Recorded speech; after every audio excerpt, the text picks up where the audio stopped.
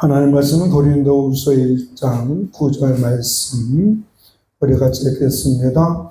우리는 우리 자신이 사형 선고를 받은 줄 알았으니 이는 의리로 자식들을 의지하지 말고 오직 죽은 자를 다시 살리시는 하나님만 의지하게 하시리라.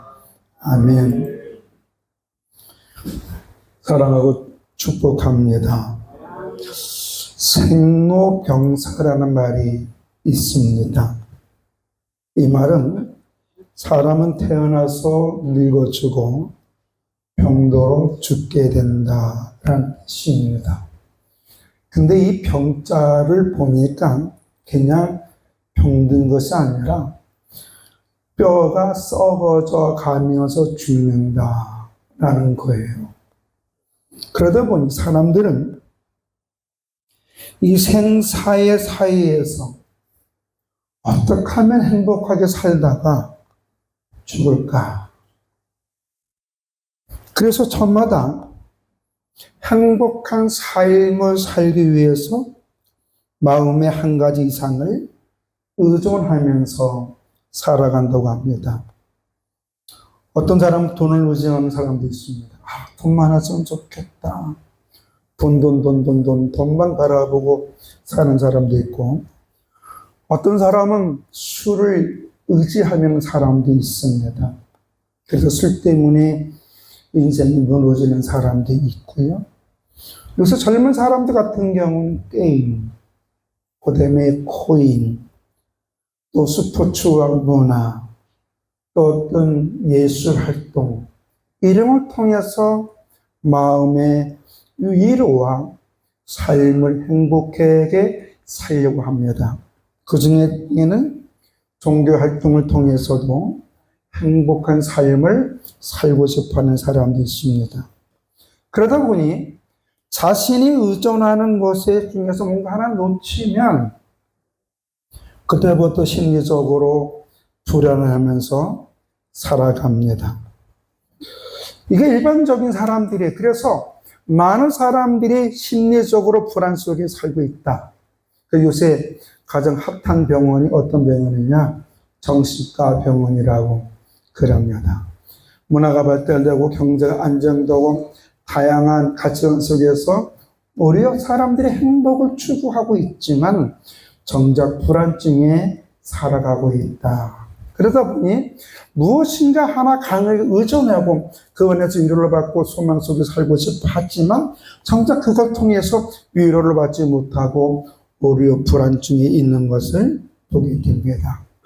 이게 일반 사람들의 모습이라면 교회 안에서도 믿음의 사람들이라고 하는 분들이 하나님 앞에 있다고 하면서도 하나님의 말씀 안에서 평안을 얻고 위로를 받으면서 나름대로 삶의 가치관 속에서 안정되고 행복하고 그 안정된 삶과 행복을 다른 사람에게 공유해서 같이 더불어 주변 사람들의 행복을 줘야 되는데 오늘날 교회 안에서 많은 사람들이 알 수 없는 불안 속에서 전전긍긍하면서 살아가는 사람들이 많이 있다라는 것입니다.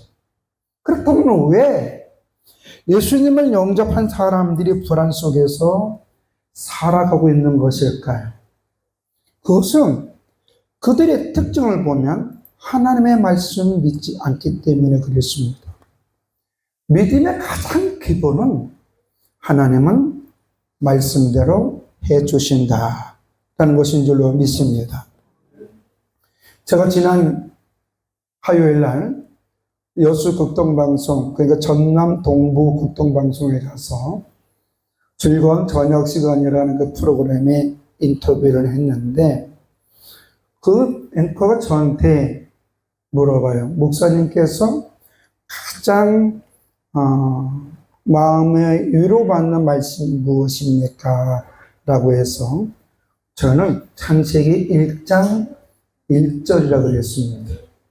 여러분 혹시 아십니까?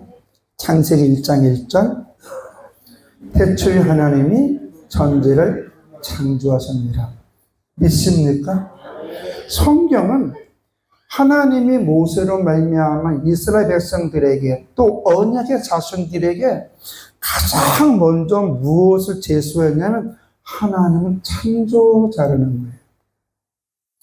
그로부터 1장 2절로부터 모든 게 해석입니다.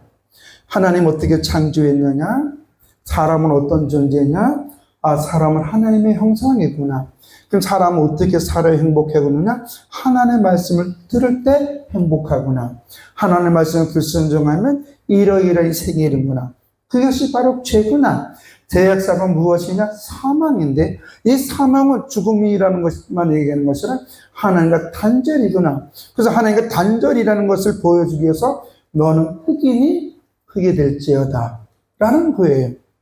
그 사람을 죽으면 흑이 되는 거예요. 여러분, 간암 환자가 소천한 걸 보실 때 배에 복수가 가득 차고 죽을 때 옛날에는 그 간뚱거기에 안 다쳤어요.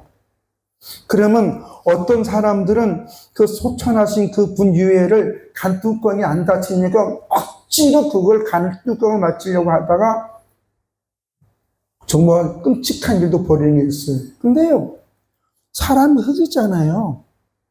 그 간뚱거기에다 잔디만 입히면 됩니다. 풀만 살짝 올려놓으면 복수가 쫙 빠집니다. 시원하죠? 여러분, 흙이 풀 위에 있나요? 풀 아래에 있나요? 그게 하나님은 창조 원리예요. 아무리 좋은 흙이라도 풀 위에 있을 수는 없어요. 풀 밑에 흙이 있는 줄로 믿습니다. 흙은 흙이에요. 그게 뭐냐면 죄로 말미암아 영과 육이 분리되는 것처럼 죄로 말미암아 하나님과 분리가 되는데 그때부터 사람들은 이 죄로 인하여서 누구든지 어때요? 불안 속에 살아가. 왜? 하나님의 징계를 의식하기 때문에 그래요. 그래서 교회를 다닌다 할지라도 예수님을 영접한다 할지라도 하나님이 말씀대로 해 주신다는 사실을 온전히 신뢰하지 못하면 어떠한 일이 봉착했을 때 그것 때문에 두려워해요. 초조해, 불안해. 왜? 내가 그 일을 하려고 해결해야 되는데 나는 그 문제를 해결하실 능력이 없다 이거예요. 그런데요, 나는 해결할 수 없지만 우리 주 예수 그리스도 안에서 하나님이 해준다는 사실을 믿어지면 불안은 평안으로 바뀔 줄로 믿습니다. 물론 많은 사람들이 예수를 믿는다고 해요. 교회를 다닌다고 해요. 그런데 정작 하나님의 말씀을 믿지 않기 때문에 그들의 삶은 하나님을 의지하지 않아요. 어떤 문제가 있을 때 하나님을 의뢰하지 않아요. 그러다 보니 어떻게 자기가 그 문제를 해결하려고 발버둥 치다가 마치 거미줄이 서로 엉키듯이 인식이 돋보이는 것을 많이 보고 그러다 보니 삶이 엉망진창이에요. 그러다 보니 어떠세요? 하나님을 의뢰하지 않는 사람들이 말씀대로 행할까요? 안 할까요? 말씀대로 행하지는 않는 거예요. 자기 계산대로, 자기 방법대로. 여러분 보십시오. 여러분 중에 그럴 수 있는 분 있겠지 모르겠지만 왜 예수님은 믿는 사람들이 불안해가 성경에 보면 수고하고 무거운 짐진 자들아 다 내게 와라 내가 너희를 쉬게 해준다 그랬고 안식을 준다고 평화를 준다고 구원한 자는 얻을 것이 찾는 자는 찾을 것이 두들기는 자는 열릴 것이고 성경은 분명히 얘기했고 네 문제 내게 맡기면 내가 그 문제 해결해 준다고 얘기했는데 어때요? 자기가 하려고 그래요. 그러다 보니 오늘 하나님 앞에서 오늘 많은 사람들이 기도의 삶을 살지 못했기 때문에 영적으로 불안한 거예요. 사람의 평안은 하나님의 은혜 속에 있을 때 평안이 오고 그 평안은 범사에 감사하는 삶으로 우리의 삶을 바꿔가게 해줄 줄로 믿습니다. 어떤 사람이 이런 얘기해요. 사람을 살다 보면 실수할 수도 있고 실패할 수도 있다. 그런데 실수는 누구나 한다는 거예요. 실수한다고 그 인생이 불안하거나 불안전하거나 빈곤해지지 않는다는 거예요. 그러나 실패했다는 것은 포기했다는 거예요. 포기하는 자는 어떤 일을 하더라도 그 일을 통하여 아름다운 열매를 맺을 수가 없어요. 우리 예수 믿는 사람들은 하나님의 말씀대로 행하심을 믿고 하나님을 의뢰하여 말씀대로 행하면 우리가 기도의 삶을 산다고 한다면 우리의 영혼은 평안해질 것이지만 우리가 하나님 앞에 기도하지 않으면 영적으로 사탄의 유혹에 넘어가서 다른 사람과 나를 비교하면서 살게끔 돼 있다는 거예요. 비교하다 보니 조급하고 그로 인하여 불안하고 초조한 삶을 살 수밖에 없죠. 행복하고 평안한 삶을 사시길 원하십니까? 그렇다면 우리는 주님을 바라봐야 됩니다. 미가서 7장 7절에 보면 오직 나는 여호와를 우러러보며 나를 구원하시는 하나님을 바라보나니 나의 하나님은 나를 들으시로다. 높인다는 것. 내가 하나님을 우러러보면서 나와 함께 하신 하나님을 바라보니 그 하나님은 나를 세운다는 얘기인 줄로 믿습니다. 그래서 구원은 함께 하시는 하나님의 얘기예요. 함께 하신 하나님, 나를 치료하신 하나님, 나를 회복하신 하나님, 그 하나님을 바라본다는 건 그 하나님을 온전히 의존한다는 거예요. 그 하나님을 의존하다 보니 그 하나님은 나를 어떤 장소에 있든지 어떤 문제에 있든지 어떤 상황 속에서도 나를 보호해 주시고 지켜주시는 줄로 믿습니다. 그래서 시편에 보면 여호와는 나의 피난처요 반석이시며 산석이시며 보호자라고 시편 기자는 고백했습니다. 하나님 지금도 우리가 하나님을 의뢰할 때 우리와 함께 하시는 하나님, 우리를 치료하시는 하나님, 우리를 회복하시는 하나님은 우리가 어떤 상황 속에 있든 그곳에서 낙심과 좌절, 비참한 삶을 살게 하는 것이 아니라 그 안에서 자유하고 평화롭게 하며 그곳을 일어나서 사람들에게 유익함을 주는 사람으로 우리를 만들어줄 줄로 믿습니다. 그 우리는 주님을 바라봐야 돼요. 두 번째로 우리는 시대의 흐름을 볼 수 있어야 합니다. 왜냐하면 시대의 흐름을 보지 못하면 우리의 삶은 도태되기 쉬워요. 사람들은 A를 얘기하는데 나는 가나다를 얘기한다면 대화가 안 통해요. 우리는 시대의 흐름을 통하여 역사의 주권자신 하나님 앞에 지혜를 구해야 될 줄로 믿습니다. 예수님은 마가복음 13장 28절과 29절에 이런 말씀해 주었어요. 무화과 나무의 비유를 배우라. 그 가지가 연하여지고 잎사귀를 내며 여름이 가까운지 아나니 이와 같이 너희가 이런 일이 일어나거든 보거든 인자가 가까이 곧 눈앞이 이른 줄 알라. 말세의 현상이에요. 말세의 현상에 보면 이 마가복음 14장 29절 이후에도 얘기했지만 마태복음이나 누가복음이나 또 요한계시록이나 그 외의 사도들의 서신서에 보면 몇 가지 공통점이 있어요. 첫째, 질서가 무너진다는 거예요. 질서가 무너져요.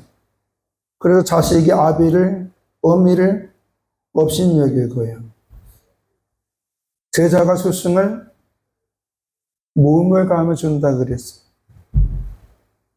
또한 신하가 군주를 어떻게 해요? 쿠데타 같은 것이 일어난다 그랬어. 교회 안에서도 영적 질서가 있는 줄로 믿습니다. 가장 먼저 목사 중심으로 해서 온 성도들이 서로 섬기는 자가 되어야 될 줄로 믿습니다. 서로 아끼고 배려해 주되, 목사는 가르치는 자요, 성도는 가르침을 받는 자로서 성도는 목사를 통해 하나님의 말씀을 깨닫고 같이 하나님 앞에 협력해서 하나님의 뜻을 드러내야 되는데, 오늘날 많은 사람들이 교회에서 자신들의 주장을 펴려고 하는 거예요. 그러다 보면 교회의 질서가 무너지는 거예요. 교회는 아무리 다수의 성도가 많다 하고 목사가 한 명이라도 온 성도는 목사 중심으로 하나님 앞에 하나님의 뜻을 찾아가서 하나님 기뻐하는 일을 해야 될 줄로 믿습니다. 그게 하나님의 복이 있는 거예요. 만약에 주의 종들이 담임 목사가 엉뚱한 짓을 한다면 성도들은 하나님께 무릎을 꿇고 기도해야 되는 거예요. 다툼이나 혈기나 거친 말로 모욕감을 주면 안 되는 거예요. 그런데 지금 어떻습니까? 한국교회 아니라 전 세계 교회 어떠세요? 성도들보다 담임 목사가 좀 약간 부족한 부분이 있을 때 거친 언어와 모욕감을 주면 손가락질 하지 않습니까? 영적 질서 무너지는 거예요.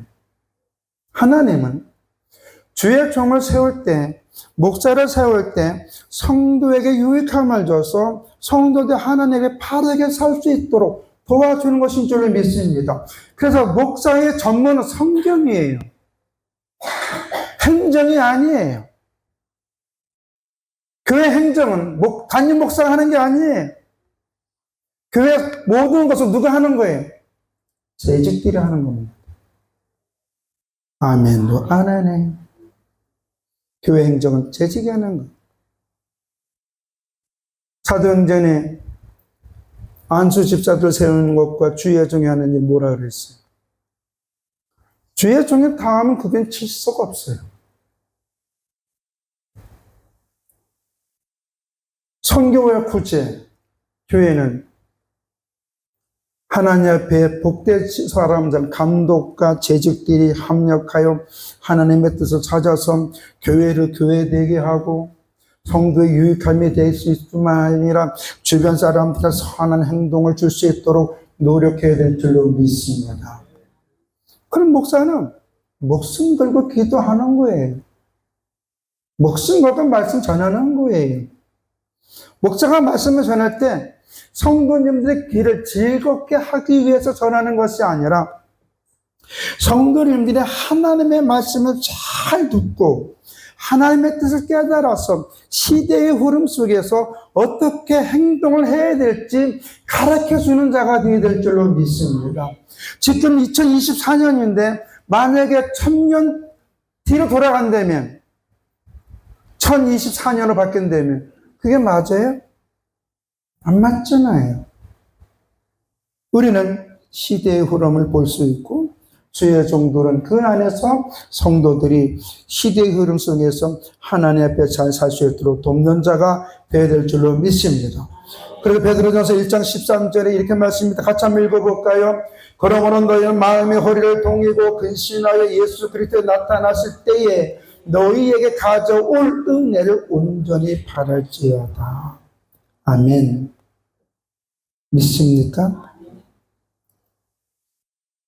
성도는 시대의 흐름 속에서 하나님의 약속을 그대로 의존하고 이제는 하나님 앞에 자신의 경험과 만족을 추구하려고 하는 마음을 버려야 돼요. 내려놓아야 돼요. 마치 어린아이처럼 하나님, 난 지혜가 부족합니다.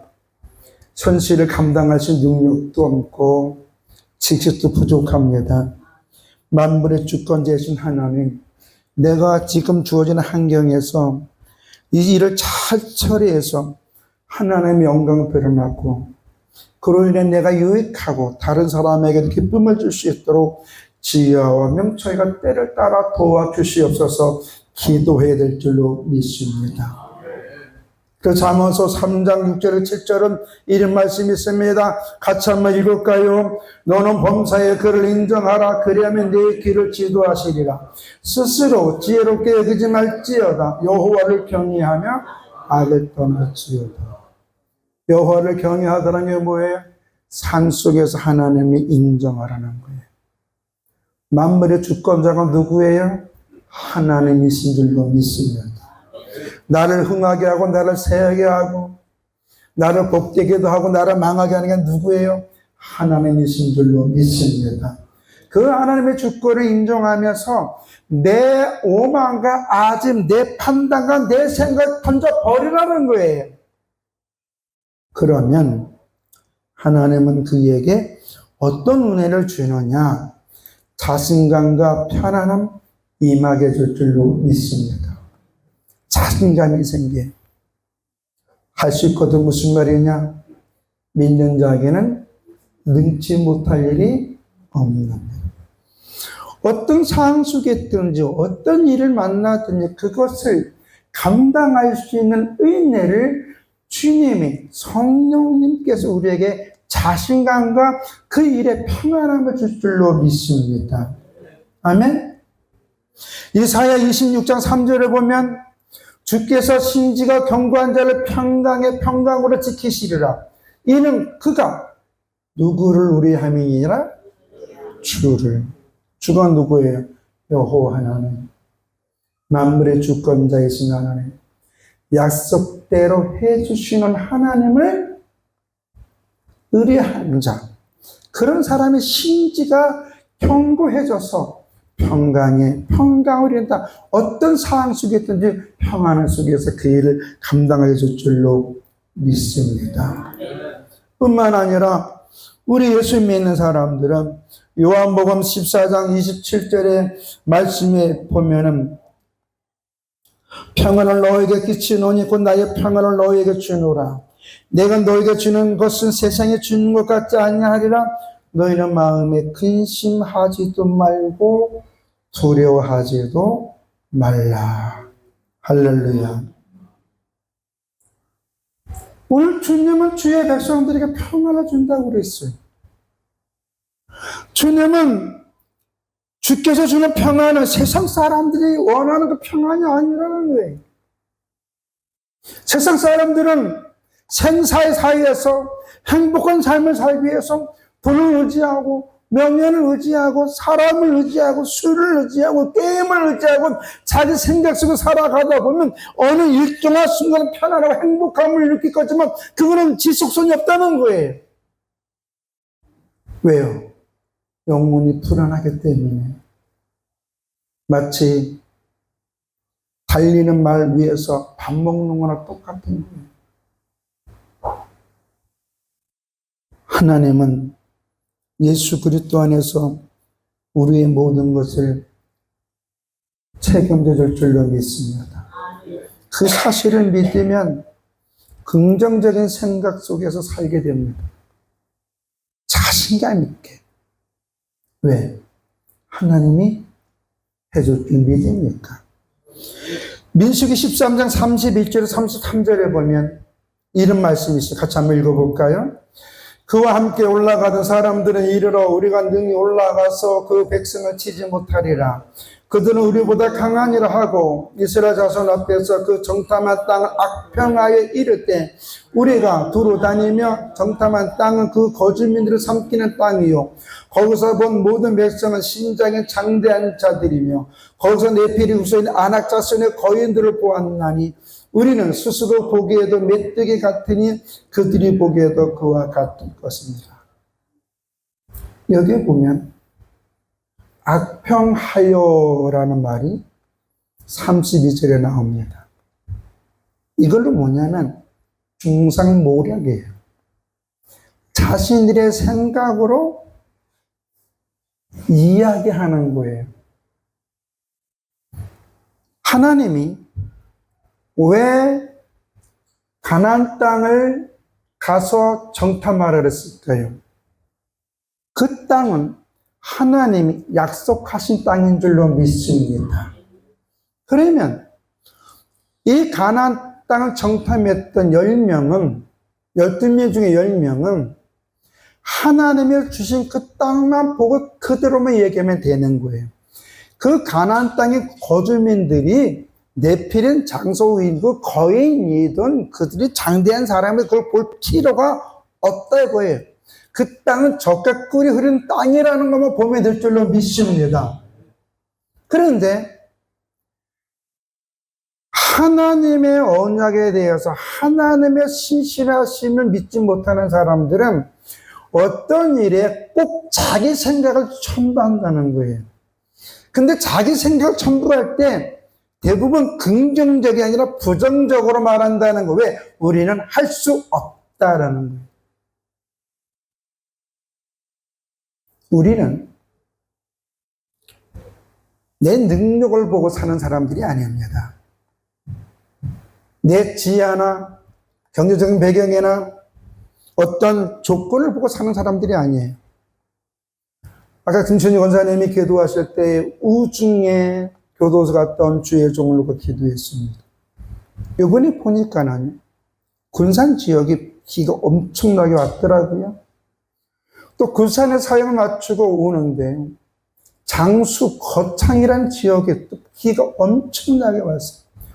와이퍼를 최대한으로 빨리 나는데도 안 보여요. 군산 갈 때는 오전에 가니까 좀 다행이죠. 군산에 사역을 마치고 중간에 우리 동기 목사가 몸이 안 좋아서 잠시 장수에 들려 또 오는데 밤이었어요. 캄캄한 밤에 비가 정말 경상남으로 으시로 많이 오는데 앞이 안 보였어요. 근데 하나님의 은혜로 여기까지 도착한 줄로 믿습니다. 우리는 어떤 경우 속에도 나의 능력을 의지하는 것이 아니라 나와 함께 하신 하나님을 의지할 때 그 하나님 앞에 있음을 믿고 그 하나님이 나를 도와주는 믿을 때 우리는 믿음의 고백이 나오는 줄로 믿습니다.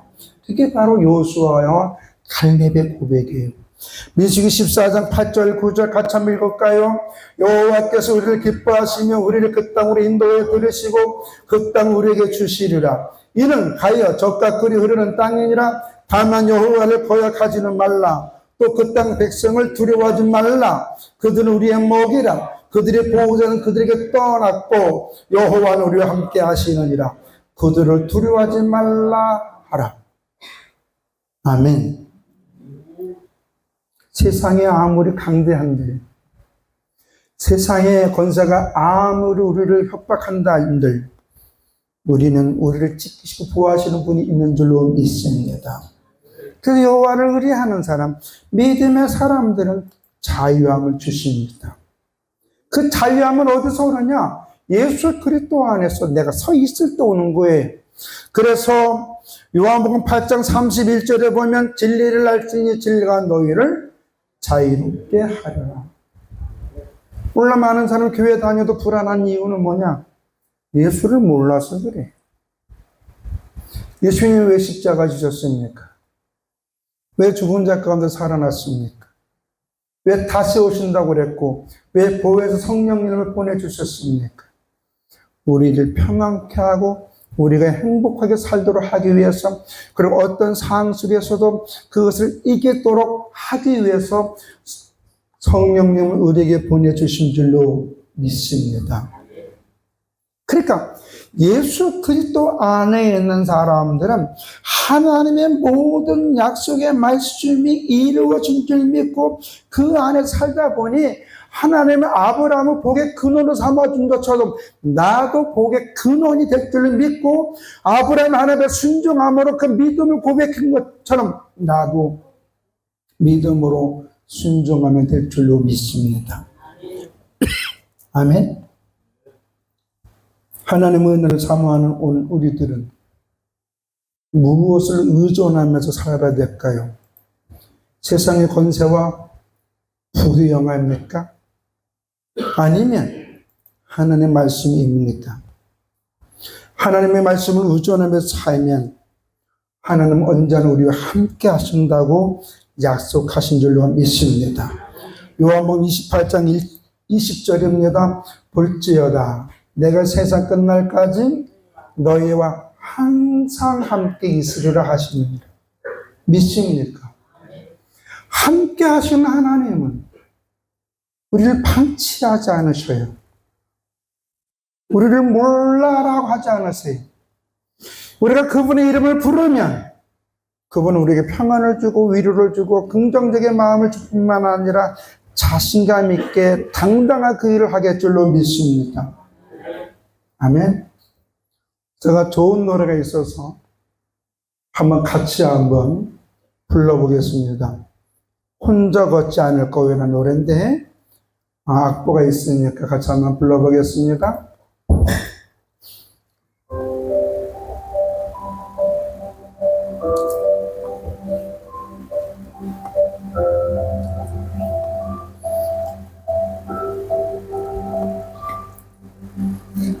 높은 속을 걷고 있을 때 비바람을 마주해야 할 때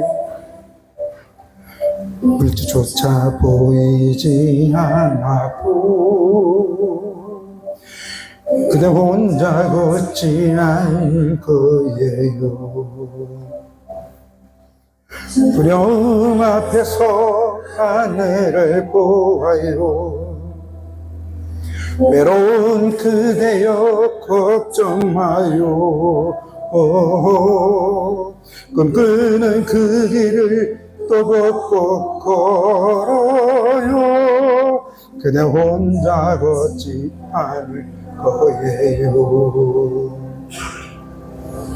그대 폭풍 속을 걷고 있을 때 비바람을 마주해야 할 때 불빛조차 보이지 않아도 그대 혼자 걷지 않을 거예요. 아멘. 두려움 앞에서 하늘을 보아요. 외로운 그대여 걱정 마요. 꿈꾸는 그 길을 또 걷고 걸어요. 그대 혼자 걷지 않을 거예요. 아멘. 그대 폭풍 속을 걷고 있을 때 비바람을 마주해야 할 때 불빛조차 보이지 않아도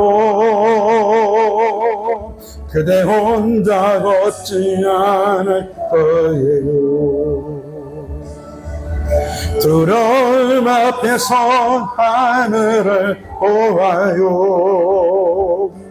외로운 그대여 걱정 마요. 꿈꾸는 그 길을 또 걷고 걸어요.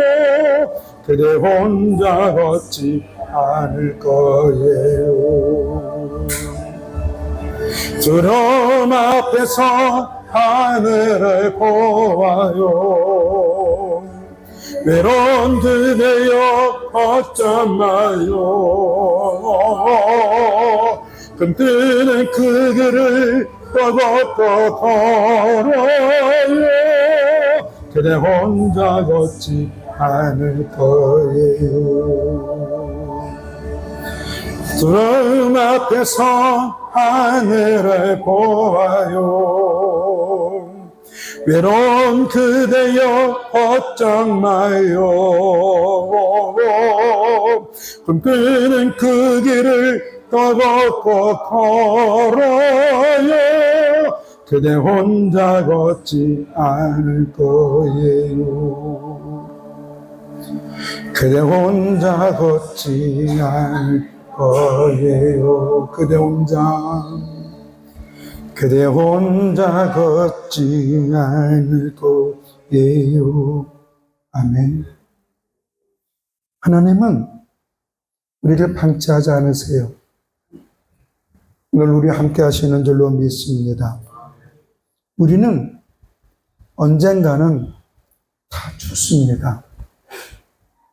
어떻게 보면 죽음으로 가는 여정 속에 있는 삶이라고 할 수도 있어요. 그럴 때 우리는 엄밀히 말해서 죽음을 통하여 가는 삶 같지만 죽음이라는 그 게이트를 통하여, 문을 통하여 천국으로 가는 하나님의 자녀인 줄로 믿습니다. 그렇다면 우리가 천국 가는 사람이라면 우리는 예수 그리스도 안에서 하나님의 말씀을 의존하고 그것을 신뢰하면서 그 안에서 믿음으로 행하되 우리들의 모든 것을 해결해 준다고 하시는 주님 앞에 기도해야 될 줄로 믿습니다. 세상 사람들처럼 돈, 명예, 권세나 어떤 신비주의, 은사를 의존하며 사는 것이 아니라 하나님의 말씀을 의존하며 살면 우리를 혼자 방치하지 아니하시고 임말로에 대해서는 함께 하시는 하나님이 여러분의 영혼을 평안케 하고 여러분의 가정과 자손들을 복되게 해줄 줄로 믿습니다. 기도하겠습니다. 좋으신 아버지 하나님, 우리는 죽음 앞에 있는 사람입니다. 어떻게 보면 전마다 사형 선고 받은 자입니다. 그러나 그럼에도 불구하고 우리는 인정 우리 자신을 의지하지 않고 세상도 의지하지 않고 죽은 자를 살리시고 말씀대로 행하시는 하나님만 의지하며 살 수 있도록 주의 성령 저희들 도와주시옵소서. 믿음의 은혜를 허락하여 주시옵소서. 지혜롭게 하여 주시옵소서. 많은 사람을 도와줄 수 있는 권세도 허락하여 주시옵소서. 진리 안에서 평안하며 자유로운 삶이 되게 해 주시옵소서. 예수님의 이름으로 기도드려 싸움나이다. 아멘.